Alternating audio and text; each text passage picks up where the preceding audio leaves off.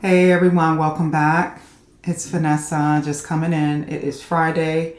It is my shot day. I am on my last vial of Zepbound for my fourth week, and I am so excited to say that I've gotten through this first month with minimum side effects. Now, granted, I'm still at the 2.5 milligrams. So then now I am heading into my first month. Today, I really just wanted to come in and share some of my results, my experience for week 3, which was pretty good. I think that Zepbound is in my body and it is doing its thing. I heard someone say the Zepbound is Zepbounding, and I thought that was just the funniest thing ever. But yes, for me, the Zepbound has been Zepbounding this week, and I am impressed. So I have my list of all of the things. So my symptoms, my weight loss results, my exercise routines, my sleep, and also what my calorie intake looked like. So this is going to be the way that I am going to start reporting week to week so that I can keep record of it as well and not just have it in my spreadsheet. I took my third shot on Friday, and today is going to be again my fourth shot. But so last week, I usually take my shots on Friday evenings. So I have my Zepbound out now because I'm going to leave it sitting out for an hour this time. What I'm noticing is that if I use it any sooner, that it stings and it burns and it actually hurts. So I'll do my shot in an hour and go from there. Okay, that being shared, I want to get on into the symptoms for this past week, which were heartburn, and it's mild. It's not uncomfortable, and it comes for maybe a minute and then it goes away. So I don't know what that's about. I don't eat spicy. That happened maybe twice this week, and so I can live with that. The second symptom that I experienced, which was a little concerning, but I've only experienced it once, and I think I know why. So I had low blood pressure on Monday morning, and that was 3 days after my shot. It was 83 over 65. Now, for me, that's not normal. Usually, my blood pressure could range between either 113, maybe even a 109 at the lowest. So I'll say a 109 over a 73. Those are the lowest numbers that I would usually see. And then it fluctuates between that as well as, let's say, 132 over 84. So if it's anything higher than that, then I know that either my stress levels or my sodium levels are up, or that I maybe have taken some Motrin. So I noticed that when I take Motrin, it causes my blood pressure to shoot up a little as well. So that's what my blood pressure is doing, and it started in menopause. So once I entered into menopause, my blood pressure started to act a little wonky, and then I started to have other symptoms and experiences that I'll get into later when we start talking about perimenopause and menopause. But the reason I believe that this happened was because before I started Zepbound, I was trying to change my dinner time to 4 or 4:30 p.m. I was trying to make that the last meal of the day because I'm not really hungry at night, and I just wanted to curb the snacking or the desire to eat larger meals in the evening. And so that was working for me until Zepbound.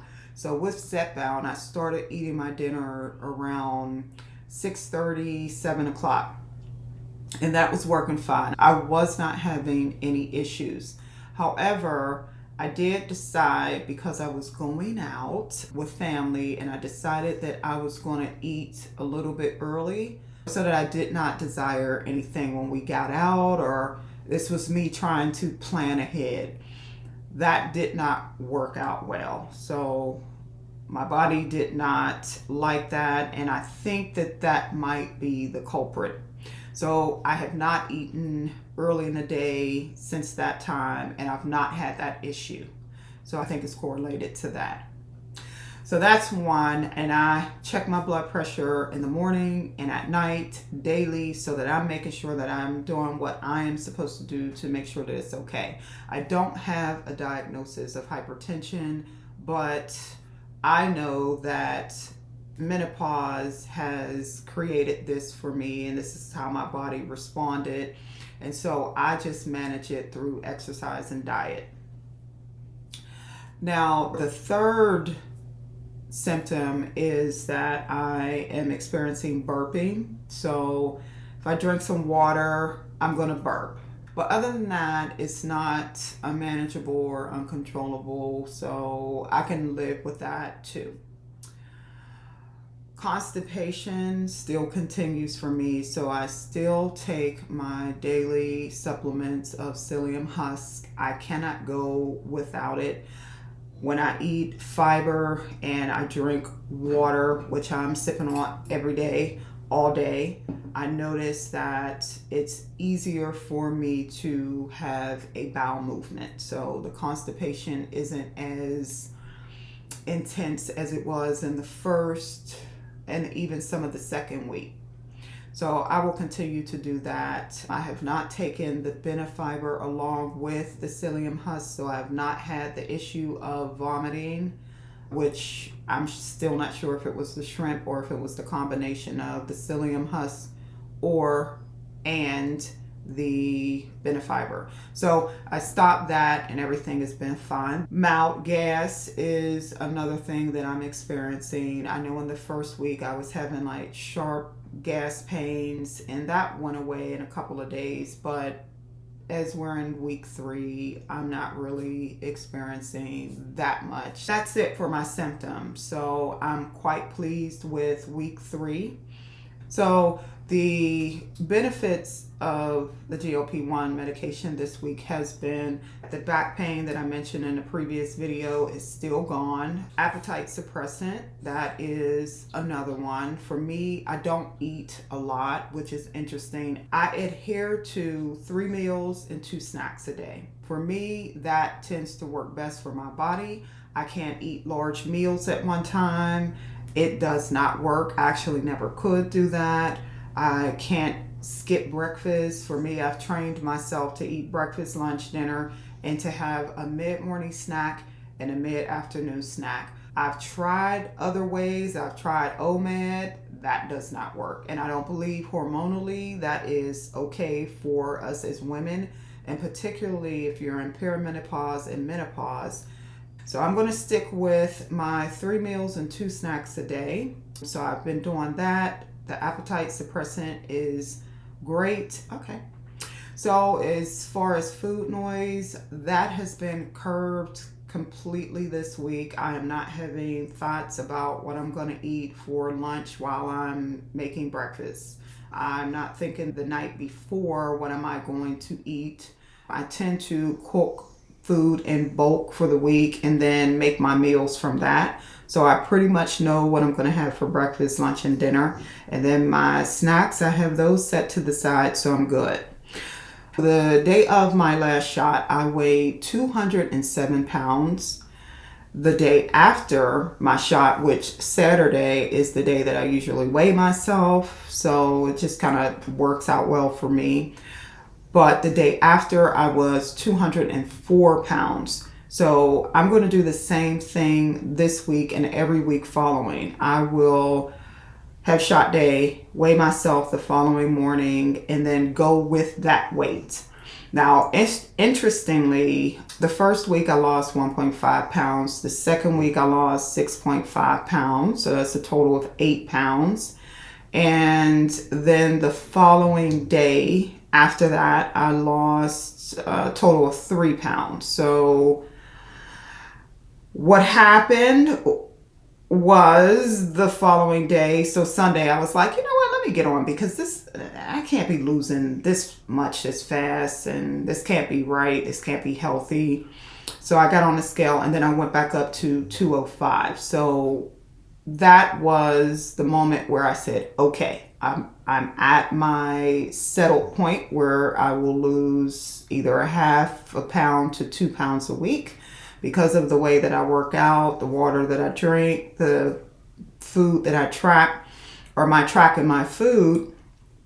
I am on that 2 pound per week trajectory, and that's pretty normal for me. So before menopause, I would lose 2 pounds a week whenever I was dieting or I had a lifestyle change in terms of my food intake.